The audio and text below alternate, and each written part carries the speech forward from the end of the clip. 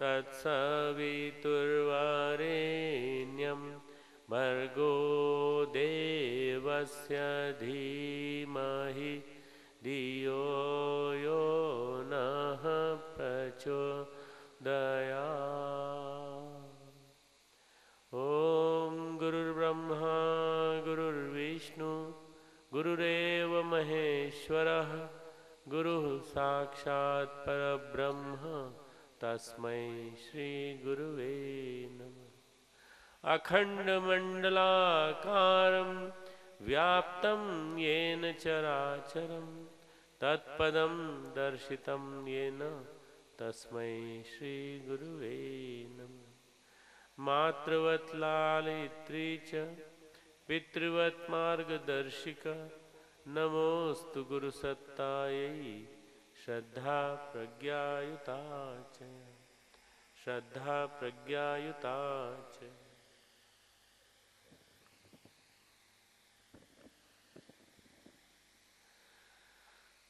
परम पूज्य गुरुदेव और परम वंदनीय माता जी की सूक्ष्म उपस्थिति में यहाँ बैठे ग्वालियर मंडल, चंबल संभाग जिसको कहते हैं, और अन्य आसपास के जिलों से आए हुए सभी हमारे कार्यकर्ता भाइयों, देवी स्वरूपा बहनों, शक्ति स्वरूपा माताओं, ग्वालियर नगर के और आसपास के क्षेत्र के सभी युवा साथियों, हमारे बीच में बैठे हुए यहाँ के गणमान्य नागरिक, शक्तिपीठ से, प्रज्ञापीठ से जुड़े हुए सभी कार्यकर्ता भाइयों बहनों, परम पूज्य गुरुदेव का सानिध्य पाकर जिन्होंने शक्ति खूब पाई है और उनका आशीर्वाद पाया है, ऐसे सभी हमारे भाइयों, युवा चेतना शिविर को स्थान स्थान पर संबोधित करने के लिए आमंत्रण पर पहुंचने वाले हमारे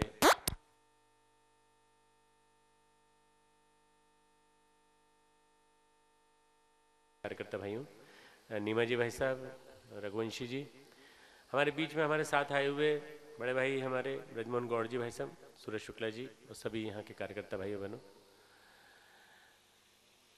आज हर वर्ग का व्यक्ति सोचता है, चाहे वो उम्र से कितना भी हो गया हो, ये सोचता है कि अगर काश हम भी युवा होते तो आज जो गीत सुनाया गया उसके बारे में सोचते, काश कि हम भी होते, युवा होते तो ऐसा करते।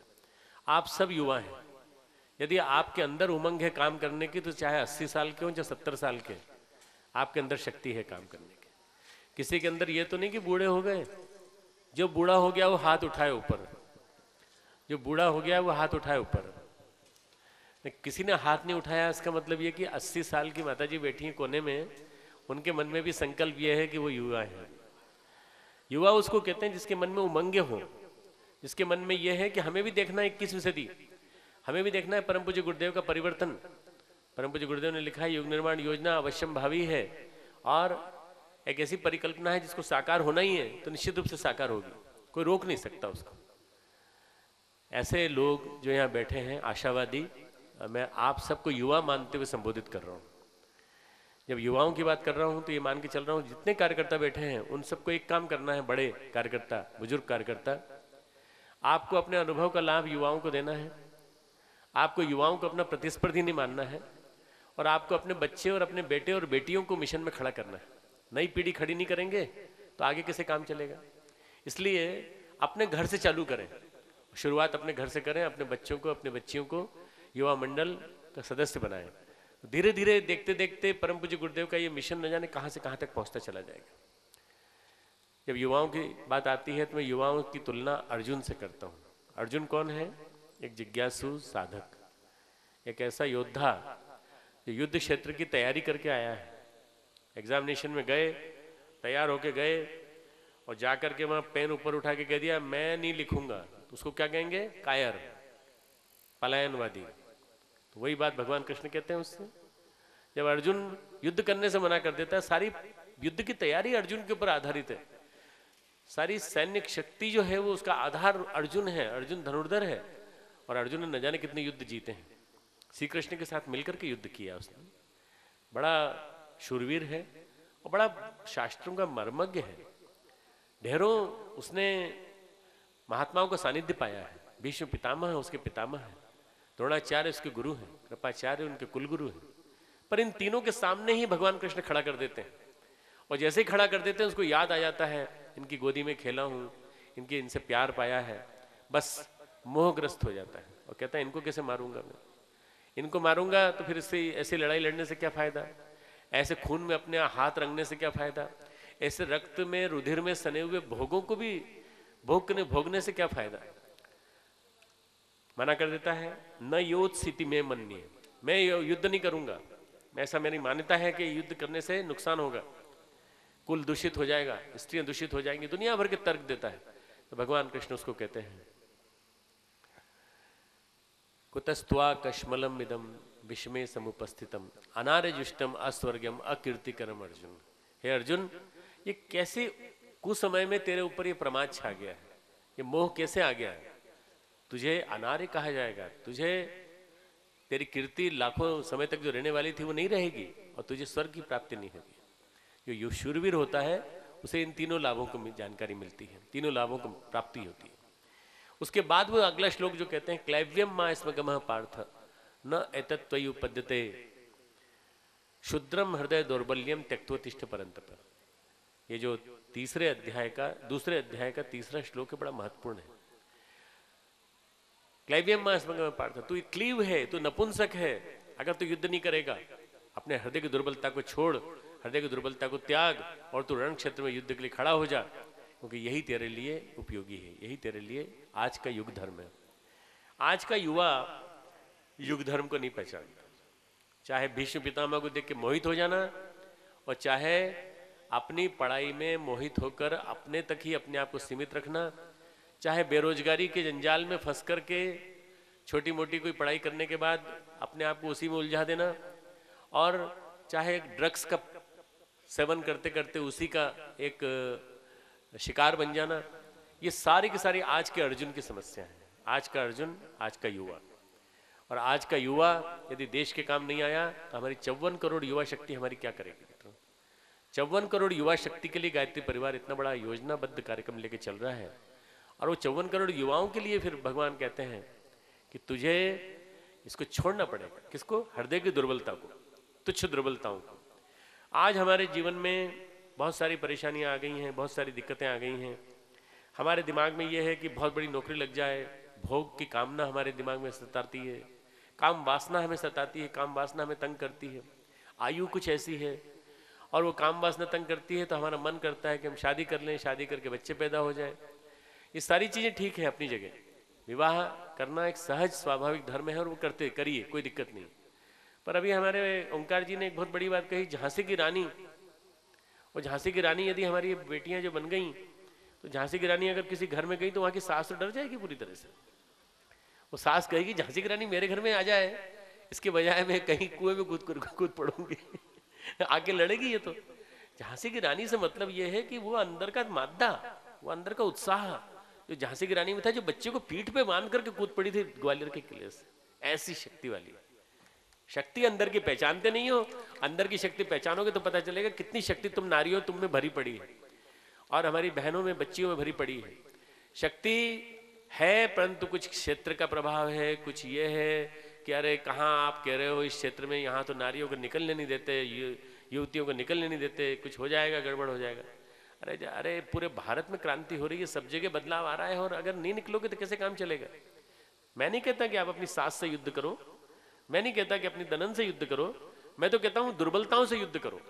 मैं कहता हूं समाज की मूढ़ मान्यताओं से युद्ध करो, इतनी भी परिस्थितियां विपरीत हो रही उनसे युद्ध करो, अपनी पढ़ाई भी पूरी करो, और पढ़ाई के साथ साथ सबसे बड़ा काम यह करो कि तुम्हें आज प्रतिकूलताओं से मोर्चा लेना है। नारी सृजन की देवी है, नारी के अंदर बहुत शक्ति है, और जो नारी बनने जा रही है, माँ बनने जा रही है, या पत्नी बनने जा रही है, या जो बहन है, आज जो बेटी है, इन सबके अंदर जो शक्ति है, उस शक्ति को यदि पहचान ले तो बहुत बड़ा असंभव से असंभव बड़ा काम कर सकती है। क्योंकि स्नेह संवेदना केवल बहन दे सकती है, पत्नी दे सकती है, माँ दे सकती है, इस रूप में ही दे सकते हैं। और भगवान को यदि देखना हो नारी शक्ति के रूप में देखना चाहिए। सही अर्थों में नारी शब्द के साथ वर्ड लगा है शक्ति। अब भगवान ने पुरुष के साथ शिव नहीं लगाया कि आप सो शिव हैं, आप शिव हैं। शिव हैं परंतु शिव लगाया नहीं। क्यों? शिवत्व धारण करो तो शिव बनोगे ना। शिवत्व है ना कल्याण की वृत्ति। कल्याण तो करते नहीं हो, लाखों का तुम नुकसान करते रहते, कभी किसी की पीठ पे छुरा भोगते हो, कभी किसी की पाँव तुम खींच लेते हो, कभी किसी का कुछ करते हो। पर नारी के साथ शब्द जुड़ा है, नारी शक्ति, नारी सशक्तिकरण, नारी की गरिमा को वापस लौटाया जाए, नारी को अधिकार दिए जाए। आज समय ऐसा आ गया, और ऐसे समय में भाइयों बहनों हम सबको मिलजुल करके प्रयास करना है कि अर्जुन हमारे अंदर का जागे, हमारे अंदर की नारी शक्ति जागे, और वो शक्ति जागेगी तो फिर इतने बड़े बड़े असंभव काम जो होने हैं, जिसके लिए कि हम लोग बड़े सपने देख रहे हैं। पूरे ग्वालियर संभाग में, पूरे चंबल संभाग में ढेर सारे आपके जो मंडल हैं, शिवपुरी है, मुरैना है, हमारा भिंड है, और लगा हुआ दतिया है, झांसी है, इधर लगा हुआ धौलपुर है, जहाँ से सभी लोग आए हुए हैं। ये सभी परिजन चाहे किसी भी जोन से जुड़े हों, आखिर जुड़े तो शांतिकुंज से ही हो, जुड़े तो गुरुदेव से ही हो। आप अपने नारी मंडल क्यों नहीं खड़ा करते? आप अपने युवा मंडल क्यों नहीं खड़ा करते? और युवा मंडलों में अपनी सक्रिय बहनों क्यों नहीं खड़ा करते? युवा उसको कहते हैं जिसके अंदर प्रतिभा है, युवा उसको कहते हैं जिसके अंदर महातेज है, महाबल। युवा वो है जिसमें जीवनी शक्ति का अकूत भंडार भरा पड़ा है। युवा उसको कहते हैं जिसके अंदर प्राणों को न्योछावर करने का साहस है, वो युवा है। ये चार शक्तियां जिसके अंदर हैं, प्राण का महाबल, प्रतिभा की महाशक्ति पराकाष्ठा, और राष्ट्र के लिए सब कुछ न्योछावर करने का साहस, और उसके साथ साथ जीवनी शक्ति का अकूत भंडार। इतना है तो इसके बाद क्या नहीं कर सकते? असंभव से असंभव काम कर सकते। किसने किए? सारे युवाओं ने किए। अभी उदाहरण दिया आपको नीमा जी ने, भगवान राम ने भी युवावस्था में किया। जब वो शादी नहीं हुई थी और गुरुकुल में पढ़ रहे थे, और गुरुकुल में पढ़ने के बाद युवराज बनने जा रहे थे, तब वशिष्ठ विश्वामित्र जाते हैं और कहते हैं, अरे महाराज आप किस चक्कर में पड़ गए? इनको भोगों का मत आनंद दीजिए, इनको मुझे दे दीजिए, मैं बना दूंगा इनको। बोले वशिष्ठ के यहाँ तो वैसे ही गुरुकुल में रह के आए इतने दिन तक। कोई बच्चा अगर हॉस्टल में पढ़ रहा हो तो लगता है माँ बाप को अब थोड़े दिन के लिए आया पास में, थोड़े दिन प्यार कर लें। दशरथ वैसे ही भगवान को पाकर के बड़े अभिभूत थे, भगवान मेरे घर में आए हैं और भगवान को कम से कम थोड़ा प्यार तो कर लूं, राम मेरे प्राण हैं। अरे प्राण तो होंगे, पर समाज की आवश्यकता को तो देखो, राष्ट्र की आवश्यकता को देखो। ताड़का, सुबाहु, मारीच, सारे सारे राक्षस हमारे यज्ञों का तहस नहस कर रहे हैं, और उसके साथ साथ इनको ट्रेनिंग भी लेनी है, बला अति बला सिखानी है, इनको गायत्री और सावित्री विद्या सिखानी है। विश्वामित्र ने कहा मुझे सौंप दो, आप मुझे सौंप दो, मैं इनको ट्रेनिंग देके भेजूंगा। विश्वामित्र अपने साथ ले जाते हैं भगवान राम और लक्ष्मण को, और दोनों को पूरी तरह से प्रशिक्षित करके, ट्रेन करके, और उसके बाद सारे के सारे राक्षसों का जितना भी हो सकता है उनका नाश करा करके अपने यज्ञ की रक्षा का सारा सरंजाम जुटा करके आते हैं। श्री कृष्ण बचपन से ही नटखट थे और उनका ईश्वरीय रूप की उनको जानकारी थी। राम को ईश्वरीय रूप की जानकारी थी, पर उन्होंने किसी और को नहीं कराई। ईश्वर कृष्ण को ईश्वरीय रूप की जानकारी थी और समय समय पे कराते हैं। यशोदा को भी कराते हैं, विभिन्न रूपों में पूतना को मार करके और विभिन्न राक्षसों को मार करके, बकासुर को मार के बार बार जानकारी कराते हैं, मैं कौन हूं, पहचानो मुझे, पहचानो। बार बार अपनी झलक दिखाते हैं। माखन खाने के लिए जाते हैं तो वो लोग कहते हैं, सारे के सारे उनके साथी मनसुखा वगैरह जितने भी हैं, श्री रामा, अरे कृष्ण तुम बार बार मक्खन खाने के लिए जाते हो, और बार बार तुम उनके गोपियों के यहाँ जाते हो, तो मक्खन तो खाने को मिलता नहीं, उनकी डांट खाने को मिलती है, मक्खन तुम्हारे पल्ले पड़ जाता है, थोड़ा सा तुमको प्यार करती, तुमको खिला देती हैं, हमें तो कुछ नहीं मिलता, इसलिए कहीं और चलते हैं, चलो कुछ खेल के आते हैं। बोले नहीं, चलेंगे तो वहीं चलेंगे। ये गोपियां नहीं है। गोपियां आने के पहले जब भगवान राम जब आने वाले थे तो ऋषि मुनि उनके पास आए हैं, और भगवान राम जब आने वाले थे तो ऋषि मुनि आए तो उन्होंने कहा कि आपके साथ हम भी अवतार लेना चाहते हैं। हमने सुना सीता जी के रूप में ऋषि रक्त को धारण करके सब कुछ हुआ है, परंतु इसके अलावा हम भी अवतार लेना चाहते हैं और हम भी धरती पे आपके साथ काम करना चाहते हैं। बोले इस जन्म में तो नहीं, पर अगले वाले में जब मैं कृष्ण के रूप में आऊंगा तब तुमको गोपियों के रूप में आना पड़ेगा। तो सारे ऋषि ऋषिकाएं, सारे मुनि लोग जितने भी थे सब गोपियों के रूप में जन्मे, और गोपियों के रूप में जन्मे तो न जाने क्यों हमारे कथावाचक लोग जो है ना गोपियों के साथ जोड़ के रसीले प्रसंग सुनाते हैं, दुनिया भर की बातें करते हैं और अश्लील कथाओं से जोड़ देते हैं। मित्रों ये गोपियां नहीं है, हमारे हृदय की चित्तवृत्तियां हैं, हमारे मन की चित्तवृत्तियां हैं, हमारे हृदय में बैठे हुए आत्मा और परमात्मा, ये हमारे राधा और कृष्ण है। परमात्मा कृष्ण है तो आत्मा राधा है, और ये चित्तवृत्तियां गोपियां हैं। यदि इनको नियंत्रित कर लिया, हृदय में रास होने लगा तो अनहद नाद बजने लगेगा। लोग समझते नहीं इनको, इसको जोड़ लेते हैं पौराणिक ढंग से। गोपियों के रूप में हमारे ऋषि मुनि आए अवतार लेने, और द्वापर में आए और उन्होंने आकर के देखा भगवान की लीला को कि भगवान जब आते हैं तो माखन मांगते हैं, माखन खिलाती हैं, माखन वो नहीं देती तो तोड़ तोड़ के लेते हैं। माखन का आंदोलन सत्याग्रह आंदोलन था। कंस की जो पत्नियां थी वो दूध से नहाती थी और सारा का सारा दूध गांव का उठ के वहां चला जाता था। आज कंस एक जगह नहीं, आज तो सब शहरों में फैल गया है। सारे गांव का दूध शहर में आ जाता है, सारे गांव का दूध शहर में, दूध पीने वाले शहर में, गांव वालों को दूध नहीं पीना है, किसको पीना है? शहरों वालों को। इसी तरह से पूरे मथुरा नगरी का सारा पूरा जो मथुरा के आसपास के जो गांव थे सारा दूध वहां आ जाता था।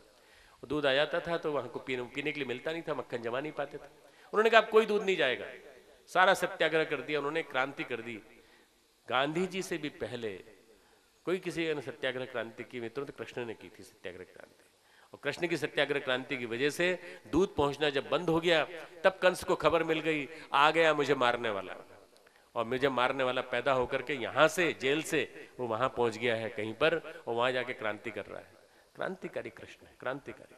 आपको उनकी बाल लीला दिखाई पड़ती है, आपको ठुमक चलत दिखाई पड़ते हैं, आपको बार बार उनको लाला का रूप दिखाई पड़ता है और आप झुलाने का मन करता है, आपको नहीं दिखाई पड़ता वो वीर चक्र सुदर्शनधारी है, आपको नहीं दिखाई पड़ता कि उनके अंदर कितना शौर्य है, कितना साहस है। अरे वो खड़े होकर के मुष्टिक युद्ध लड़ रहे हैं नीचे, और खड़े होकर के उन्हीं के ऊपर वहीं से पकड़ के कंस के ऊपर एक छाती पे मुक्का मारते हैं, मार देते हैं वहीं पर, और कंस जैसे दुष्ट का दलन कर देते हैं।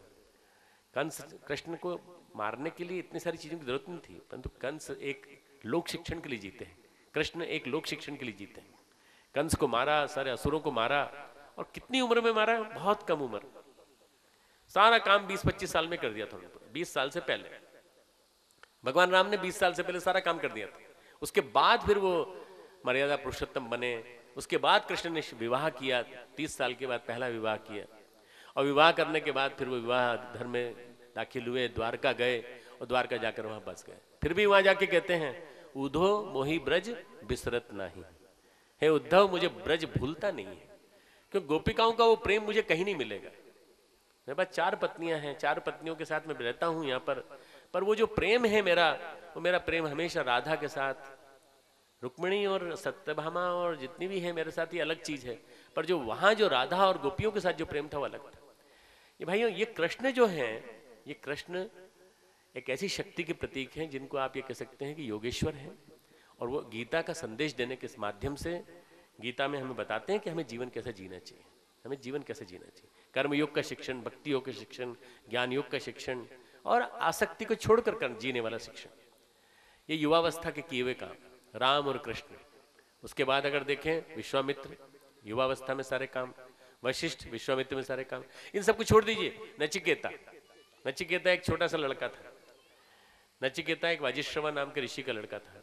उसने देखा मेरे पिताजी बूढ़ी गायों को दान कर रहे हैं, उसने कहा कि पिताजी बूढ़ी गायों को दान कर रहे हैं, इनके तो दांत भी नहीं है, और आप बिना दांत की बछिया को दान करके आप क्या पुण्य अर्जित करेंगे? ब्राह्मणों को दान दे रहे हैं तो ये दे रहे हैं, आपको अपयश लगेगा। पिताजी ने अनसुनी कर दी। आप अच्छा ये बताइए मुझे किसको दान करेंगे?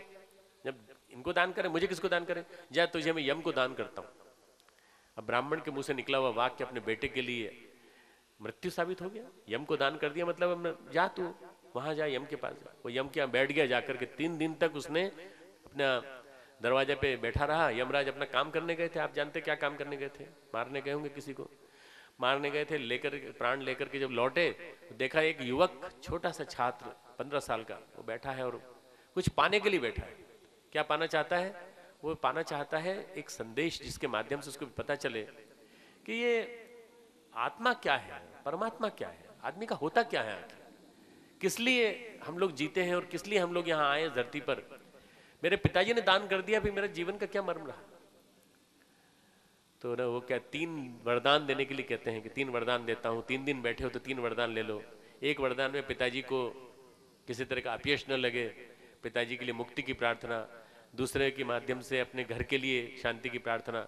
अपने लिए कुछ नहीं मांगा, अपने लिए क्या मांगा? पंचाग्नि विद्या। पंचाग्नि विद्या वही कठोपनिषद का वाक्य, पूरा कठोपनिषद में जो भी संदेश आया है सारा सारा यम नचिकेता संवाद है। और उस यम नचिकेता संवाद में ही सबसे महत्वपूर्ण बात आई है जिसको भगवान की वाणी को, उपनिषदों की वाणी को, ऋषियों की वाणी को कैप्चर कर लिया आज के योद्धा स्वामी विवेकानंद ने। उत्तिष्ठत जागृत प्राप्य वरान निबोधत, ये वहीं का निकला हुआ वाक्य कठोपनिषद का। उठो जागो और रुको मत जब तक लक्ष्य तक न पहुंच जाओ। और उसी के माध्यम से इतनी बड़ी क्रांति होती चले गई मित्रों कि नचिकेता और वजिष्ठवा, नचिकेता और यम के संवाद के माध्यम से जो उपनिषद बना, बड़ा महत्वपूर्ण उपनिषद बना। युवा था नचिकेता, जिसने क्रांति की है युवावस्था में की है। परम पूज्य गुरुदेव ने युवावस्था में 10 साल की उम्र में, 10 या 11 साल की उम्र में सारे के सारे हैंडबिल्स बनाना चालू कर दिए अंग्रेजों के खिलाफ। 15 साल की उम्र में उन्होंने अपने गुरु के साक्षात्कार कर लिया और अपनी जौ की रोटी के माध्यम से अपना साधना आंदोलन चालू कर दिया, अपनी खुद की व्यक्तिगत साधना, संयम की साधना। उसके बाद गुरुदेव के जो कार्य है उनको देखने के बाद आपको लगेगा कि बहुत ही असंभव से असंभव काम किए। 20 साल की उम्र में, जिस समय 31 साल की 1930-31 का समय चल रहा था, भगत सिंह को फांसी दी जाने वाली थी, उन्होंने सारे के सारे जितने भी स्टेशन पे हमारे क्रांतिकारी लोग आग लगा रहे थे उसमें भागीदारी की, बड़ी महत्वपूर्ण भागीदारी की। जर्रा करके एक जगह जहां पर कि झंडा मुंह में दबा के गुरुदेव लेट गए और लोग पिटाई करते रहे, झंडा नीचे नहीं गिरने दिया उन्होंने। किसी भी हालत में झंडा नीचे नहीं गिरना चाहिए, भारत का झंडा नीचे नहीं गिरना चाहिए। दांत में से निकाला गया उसका टुकड़ा, तब पता चला कि सारा के सारा उनका इतना बड़ा प्रबल पुरुषार्थ था, इसीलिए उनका नाम मत्त कर दिया, श्री राम मत्त। परम पूज्य गुरुदेव के जीवन का सारा पुरुषार्थ मित्र 30 साल का है। शुरू के 30 साल मिशन खड़ा करना, अखंड ज्योति चालू करना, अखंड दीपक प्रज्वलित करना, उसके बाद का काम तो उनका चलता ही चला गया अपने आप परमेश्वर की कृपा से। ये सारे काम युवावस्था में हो जाते हैं। तो युवावस्था में जो किया जा सकता है वो कभी नहीं हो सकता। बाद में फिर आप बाद में सोचें हम कर लेंगे, तो फिर आप जो और लोग कर गए वो करते रहिए। युवावस्था का मतलब ये होता है जिसमें कि जवानी पूर्ण जोश में होती है। स्वामी विवेकानंद बहुत कम उम्र के थे, मुश्किल से 16-17 साल की उम्र होगी उनकी, और वो तर्क करने में बड़ा मजा आता था, सामने वाले को पराजित करने में बड़ा मजा आता था। सामने वाले को जब बात करते थे तो हरा देते थे। अरे तुम क्या जानो, तुमको ईश्वर के बारे में तो कुछ मालूम ही नहीं है, तुम क्या बताओगे, ईश्वर की अनुभूति बताओ मुझे। ईश्वर की अनुभूति नहीं आती ना, तुम क्या बताओगे। ढेरों ब्राह्म समाजियों के साथ उन्होंने शास्त्रार्थ किए, सब कुछ किए, परंतु उनको अपने जीवन में सूखापन मिलता रहा। यही विवेकानंद जब रामकृष्ण परमहंस के पास जाता है अपने काका के साथ, रामचंद्र दत्त के साथ, और जब जाता है तो जब वहां पूछता है कि क्या आपने प्रभु ईश्वर को देखा है और क्या आप मुझे दिखा सकते हैं, बोले हाँ देखा है, अभी दिखाऊं, तुरंत दिखाऊं। ऐसा आदमी पहली बार मिला था, इससे पहले कभी कोई नहीं मिला था। और तुरंत अपनी छाती, उसकी छाती पे अपना पांव रख दिया, छाती पे पांव रख दिया और सारी चेतना शून्य हो गए विवेकानंद। और न जाने क्या हो गया, शरीर में क्रांति हो गई। 3 दिन तक पागल बने रहे, इधर से उधर भागते फिरे, देखते रहे दृश्य तरह तरह के। उन्होंने कहा ये होता है भगवान, भगवान की अनुभूति होती तो ऐसी होती, बड़ी विचित्र होती है। पागल कर दिया, पागल कर दिया। 3 दिन बाद आकर के रामकृष्ण परमहंस के चरणों में बैठे और उन्होंने कहा कि अब आप मुझे बताइए कि मैं कैसे इस वापस होश में आऊं। तो उन्होंने ले हाथ लगाया, ठीक हो गया। इसको स्विच ऑन किया और स्विच ऑफ कर दिया, ऐसे कर दिया।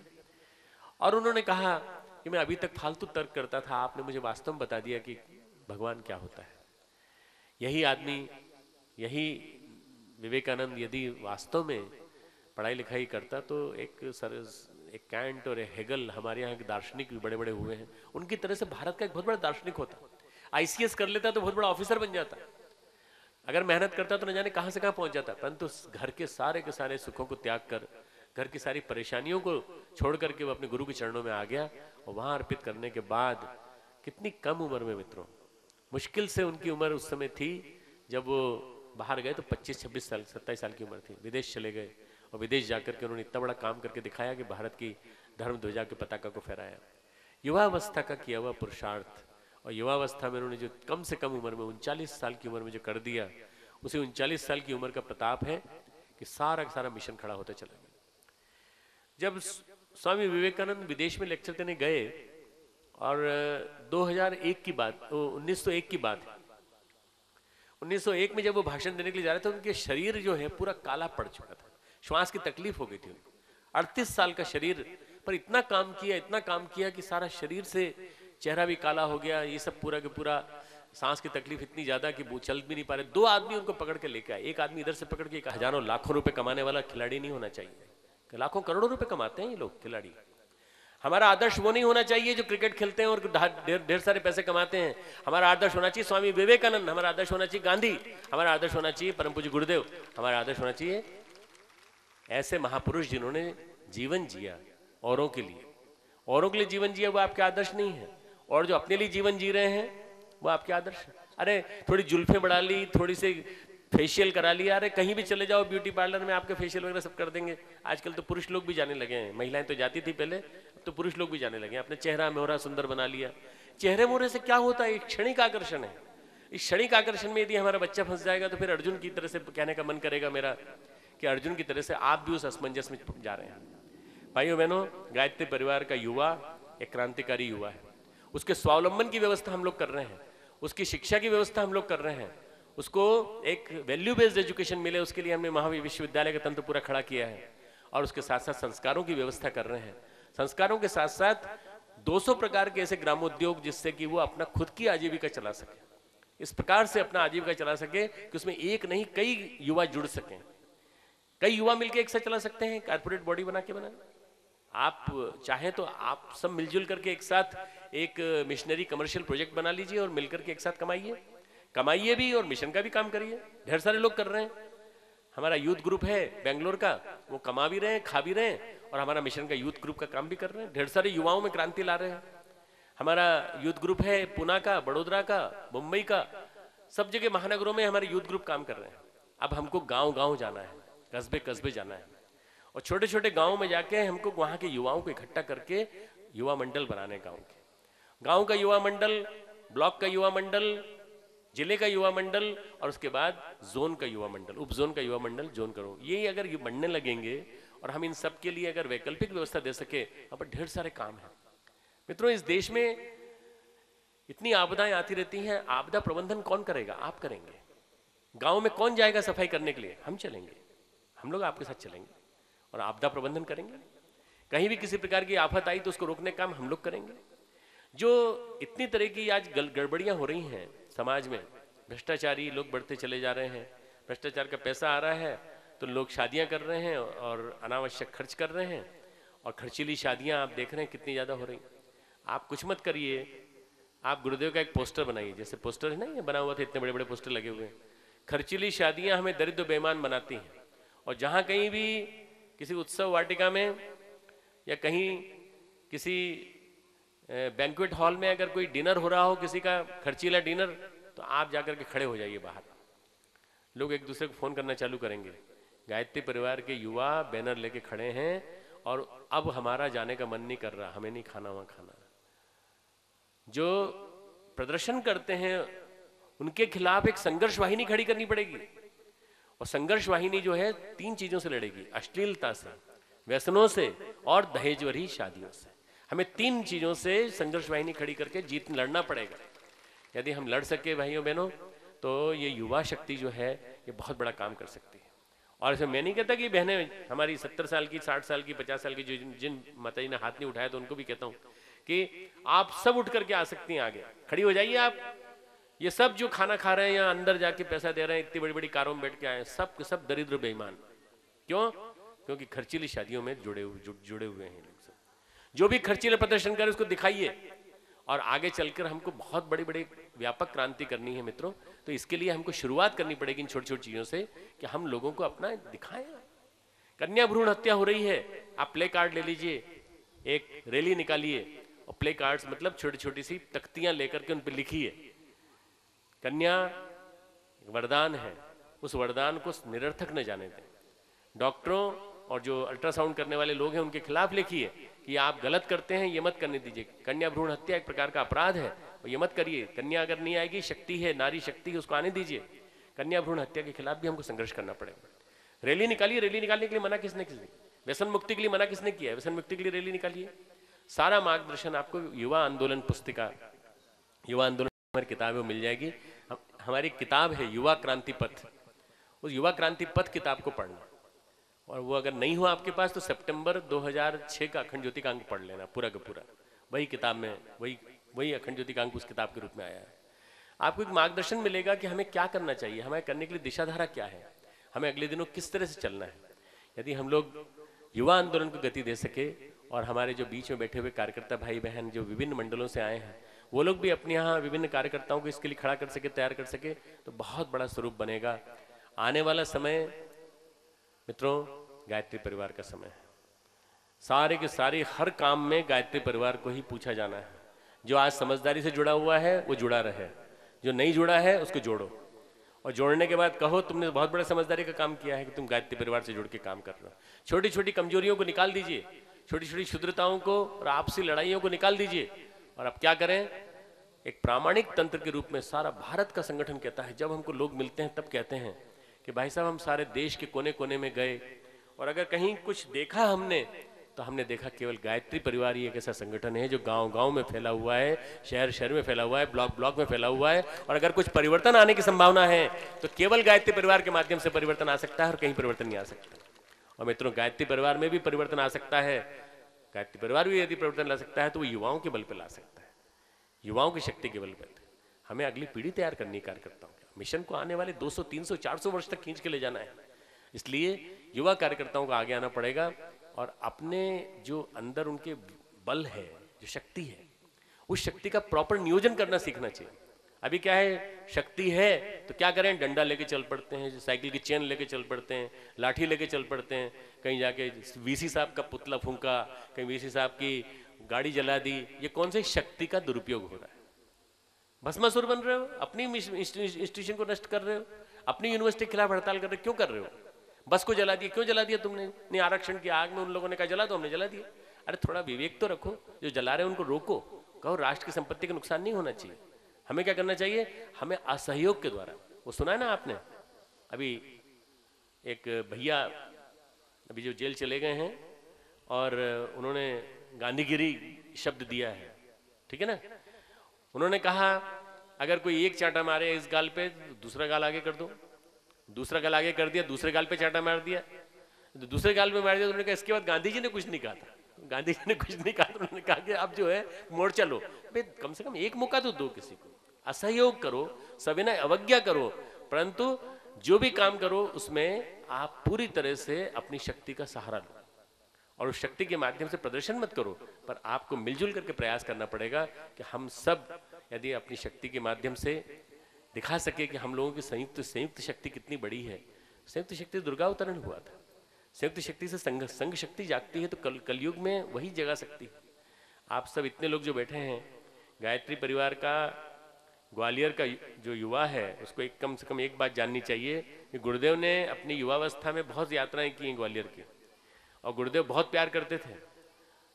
मेरा बाल्यकाल और मेरी युवावस्था यहाँ बीती है। जब मैं मेडिकल कॉलेज में पढ़ता था तो हर 2 महीने में 3 महीने में एक चक्कर लगाता था, ग्वालियर में आता था। कम से कम गुरुदेव की खातिर और मेरी खातिर ग्वालियर में युवा संगठन खड़ा कर दो, और अगर ग्वालियर में युवा संगठन खड़ा हो गया तो मुझे अंदर से संतोष मिलेगा कि जहाँ कभी मेरे बहुत जवानी के ऐसे महत्वपूर्ण दिन बीते थे, वहाँ के लोगों ने मेरी युवावस्था का सम्मान करते हुए कुछ मेरे लिए भी कुछ किया है। अगर मेरे लिए कुछ किया है तो युवा संगठन पूरा दिखाई देना चाहिए हमारा, और हर महाविद्यालय में, हर जो हायर सेकेंडरी स्कूल है, हर विश्वविद्यालय में हमारा प्रवेश हो जाना चाहिए। एक दिया नाम का संगठन हमने बनाया है, डिवाइन इंडिया यूथ एसोसिएशन। उस दिया नाम के संगठन का पूरा डिटेल प्रारूप आ रहा है जनवरी के अखंड ज्योति में। उस दिया की शाखाएं बनाइए और दिया को प्रज्वलित करिए। दिया यानी दीपक, क्योंकि DIYA divine India youth association से वर्ड बना है। एक एक दिया हर महाविद्यालय में प्रज्वलित कर दो और 5-5 युवा खड़ा कर दो। अब उन 5 युवाओं को पीले कपड़े पहनना जरूरी नहीं है। आप लोग कई बार समझते क्या हो कि पीले कपड़े पहनकर ही हम गायत्री परिवार के लग सकते हैं। अरे भैया, युवाओं के लिए आप चाहे जीन्स पहनो, चाहे पजामा कुर्ता पहनो, चाहे चूड़ीदार कुर्ता पहनो, चाहे कुछ भी पहनो, हमें कोई दिक्कत नहीं है। आपका चिंतन कैसा है ये बताओ। अगर आपका चिंतन क्रांतिकारी है तो आप जाके काम कीजिए। बस एक ही काम करना, युवा और युवती जब काम करें तो आकर्षणों में मत फंसना आपस में। दोनों के प्रति, दोनों के एक दूसरे के प्रति दृष्टि भाई बहन की दृष्टि रहनी चाहिए। अगर वो पायसनेस हमने बनाए रखी तो वो हमारी पायसनेस के नाते हमारा मिशन की प्रामाणिकता बनी रहेगी, हमारा युवा आंदोलन गति पकड़ता चला जाएगा। हमारे युवा आंदोलन में कई चीज़ें ऐसी हैं जिनके बारे में डिटेल में पौन घंटे में बता पाना जरूर संभव नहीं है। मैंने कोशिश की है आपको बताने की कि हमारी जितने युवा बहनें हैं, युवा भाई हमारे यहाँ आए हैं, ये लोग मिलजुल करके यदि प्रयास करेंगे तो गायत्री शक्तिपीठ, प्रज्ञापीठ और विभिन्न महाविद्यालयों से जुड़ करके हम बहुत बड़ा काम कर सकते हैं। हम लोग मिलजुल करके कुछ ऐसी क्रांति कर सकते हैं जिससे कि आने वाले समय में एक बहुत बड़ा परिवर्तन आ सकता है। महाविद्यालयों में प्रवेश कर लिया, महाविद्यालयों में प्रवेश करके यदि हम उन लोगों के अंदर क्रांतिकारी परिवर्तन ला सके तो आप देखना 5 साल बाद हमारे गायत्री परिवार के कार्यकर्ता हर महाविद्यालय में होंगे, हर हायर सेकेंडरी स्कूल में होंगे, हर हाई स्कूल में, हर जूनियर हाई स्कूल में होंगे। और तब देखना आपकी कैसी क्रांति की आग हिलोरें लेने लगेगी। जैसे ही हम जाएंगे वैसे पता चलेगा उनको कि डॉक्टर साहब आए हैं, चारों तरफ हमारे वही बच्चे वही सब दिखाई पड़ने लगेंगे। हमने अपनी यूनिवर्सिटी में एक क्रांति लाने की कोशिश की है, और यूनिवर्सिटी में क्रांति लाने की कोशिश की तो बच्चों को खड़ा किया है, स्पिरिचुअल स्टडी सर्कल बनाया है, और यूनिवर्सिटी की शाखा प्रशाखाएं खोलने का मन है सब तरफ। मैं समझता हूं कि आने वाले दिनों में 5-6 साल में जब 500 से ज़्यादा हमारे घटक महाविद्यालय हो जाएंगे तो एक क्रांति का उफान पैदा होगा। निश्चित रूप से बदलाव आ रहा है और बदलाव हमको दिखाई देना चाहिए। भाइयों बहनों, केवल जोश बढ़ाने के लिए नहीं बल्कि मैं इस दृष्टि से कहता हूं कि भविष्य दिखाई पड़ता है गुरुदेव कृपा से। आने वाले 10 साल बड़े महत्वपूर्ण हैं, उसमें शुरू के 4 साल और ज़्यादा महत्वपूर्ण है। 2007, 2008, 2009, 2010, 2011 पूरा हमारा जन्म शताब्दी वर्ष, परम पूज्य गुरुदेव का जन्म शताब्दी वर्ष। यह आने वाले 4 साल निर्णय लेंगे कि 2012 के बाद का समय कैसा होगा और 2012 के बाद का समय क्या होगा। मैं बताना चाहता हूँ 2015 के बाद युवा शक्ति और हमारा पूरा भारत का जो कार्यकर्ता वर्ग है, ये सब मिलकर के इतना बड़ा एक तंत्र खड़ा हो जाएगा कि सारे भारत में सबसे बड़ा संगठन गायत्री परिवार होगा। सारे भारत में ही नहीं बल्कि सारे विश्व में सबसे बड़ा संगठन गायत्री परिवार होगा। और हम 2020 तक सारे विश्व का जगतगुरु बनाने की स्थिति में भारत को ले आएंगे, ऐसा संकल्प हमारा है, हमारे गुरुदेव का है। और निश्चित रूप से भारत सारा का सारा विश्व का मार्गदर्शन कर सकेगा। इतना बड़ा संकल्प है तो उस संकल्प में आहुति युवा रक्त की डलनी चाहिए। और युवा शक्ति यदि होगी साथ में और हमारे कार्यकर्ताओं का संकल्प बल साथ में होगा, हमारे जो भी बुजुर्ग कार्यकर्ता बैठे हैं उनका संरक्षण साथ में होगा, तो हम सब मिलजुल करके प्रयास करेंगे और निश्चित रूप से परिवर्तन दिखाई पड़ेगा। आप सभी को भाव भरा अभिवादन, मंगल कामनाएं भविष्य के प्रति। शरद पूर्णिमा कल निकली, कल का दिन भी विशेष था, आज का दिन भी विशेष है, प्रतिपदा का दिन। और शरद पूर्णिमा के दिन आप लोगों ने हमें कल सुना, आज भी सुना। जो सुनने के बाद का जो समय होता है वो अनुयाज कहलाता है। अनुयाज यानी फॉलोअप, इसके बाद फॉलोअप होना चाहिए। सुनना महत्वपूर्ण है, बस सुनने से ज्यादा उसको गुनना ज्यादा महत्वपूर्ण है। जितना ज्यादा आप गुनोगे, जितना ज्यादा मनन करोगे, उतना ज्यादा महत्वपूर्ण है। आप उसको मनन करना, अपने जीवन में उतारने का प्रयास करना है। ग्वालियर के कितने भाई बहन बैठे हैं, जरा हाथ ऊंचा करेंगे? ग्वालियर नगर के बहुत बड़ी संख्या, ग्वालियर नगर के नीचे कर लें। मैं बाकी जिलों से मिल लिया हूँ, 7 जिलों से मिल लिया हूँ, और मैं मान के चल रहा हूँ कि जो मेजबान होते हैं वो बड़े बड़े विनम्र होते हैं। जो होस्ट होते हैं ना वो बड़े विनम्र होते हैं, बड़े प्यारे होते हैं, और वो व्यवस्था के साथ तालमेल भी बिठाते हैं। कार्यक्रम इतने ज़्यादा एक दूसरे के साथ गुथे हुए हैं कि शाम तक कार्यक्रम ही कार्यक्रम है। अगर मैं सभी ग्वालियर वालों से मिलूँ अभी तो मेरा सारा समय पूरा शाम तक का इसी में चला जाएगा। तो आप सब वहीं बैठे बैठे मन में अपनी समस्याएं सोच लीजिए और ये मान के चलिए गुरुदेव माता के पास समस्याएं पहुंच गई। मैंने आपको यहाँ से देख लिया, आपने मुझे वहाँ से देख लिया, हम लोगों का मिलना हो गया आध्यात्मिक दृष्टि से।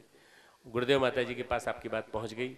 और निश्चित रूप से मेजबान को कुछ बलिदान देना पड़ता है, तो मेजबान का बलिदान सबसे बड़ा ये कि वो इस कार्य में, इस होमात्मक यज्ञ में, इस ज्ञान यज्ञ में सबसे बड़ी आहुति ये दे कि हम मिलजुल करके प्रयास करेंगे कि 1 वर्ष बाद, 2 वर्ष बाद डॉक्टर साहब फिर आने का मन बनाते हैं तो हम कम से कम 2000 युवाओं का एक मंडल यहाँ पे गठित करके दिखा दें। वो संकल्प आप मन में ले लें तो मुझे संतोष होगा। और मैं यहाँ ये सोच के जाऊँगा कि अगर मैं ग्वालियर वालों से नहीं मिला तो अब इन 2000 युवाओं से मिलकर और आप सबसे मिल करके जाऊँगा। आप सबको खूब खूब मंगल कामनाएं।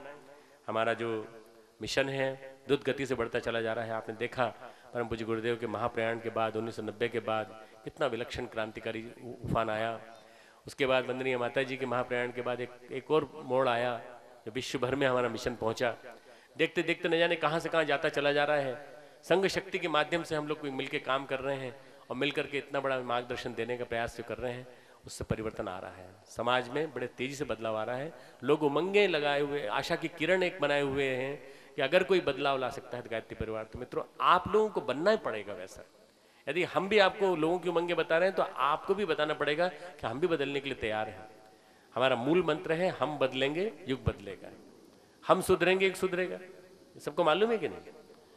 तो दाहिना हाथ ऊंचा करके बोलना है, हम बदलेंगे, हम बोलेंगे, आप बोलेंगे, युग बदलेगा। उसके बाद आप बोलेंगे हम बदलेंगे, क्योंकि हमने तो बोल दिया हम बदलेंगे, तो हम तो बदल गए, पर आप तो नहीं बदले, आप तो कह रहे युग बदल जाएगा। तो फिर उसके बदले आप बोलेंगे हम बदलेंगे, तो हम बोलेंगे युग बदलेगा। पहले बोलेंगे हम बोलेंगे हम बदलेंगे, आप बोलेंगे युग बदलेगा। उसके बाद हम मौन हो जाएंगे, फिर आप बोलेंगे हम बदलेंगे, और जिसका हाथ ऊंचा नहीं उठेगा हम समझ जाएंगे कि वो नहीं बदलना चाहता। इसलिए हाथ ऊंचा उठाना सबका जरूरी। हम बदलेंगे, युग बदलेगा। अब हम सुधरेंगे, ठीक है ना, सुधरने के बाद ही तो बदलते हैं। हम सुधरेंगे,